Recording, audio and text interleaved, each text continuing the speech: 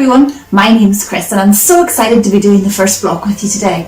Let's have a look and see what it is.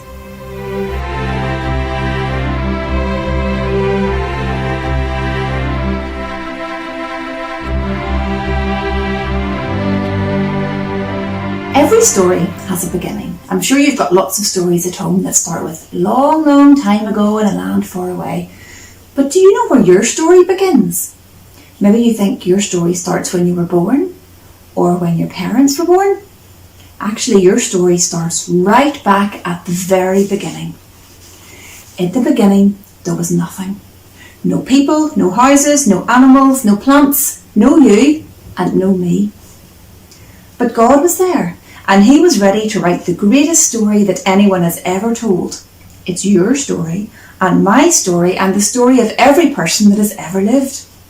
It's a story about how much God loves the people that He made, how far away He seems sometimes, and about the lengths God would go to get His people back. And it's also the story of Christmas. But I'm getting ahead of myself. Back to the beginning.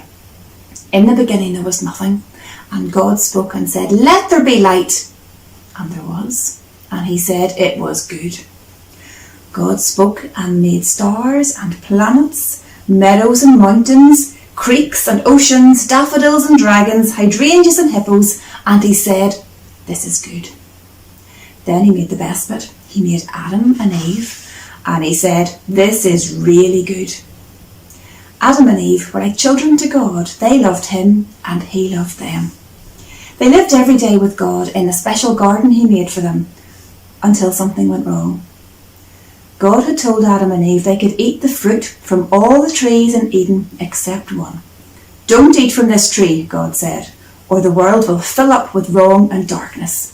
Death will come very close and I will seem very far away." But there was a snake in the garden who lied to Adam and Eve. The snake said, "It's not wrong.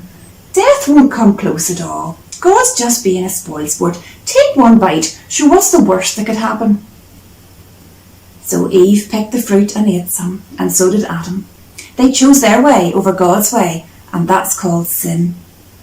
Immediately everything changed. God knew what had happened, and His heart began to break. He went to check on Adam and Eve, but all they wanted to do was hide. They didn't want to see Him. So God gave them the terrible thing they wanted, to go away from Him. God sent Adam and Eve out of the garden.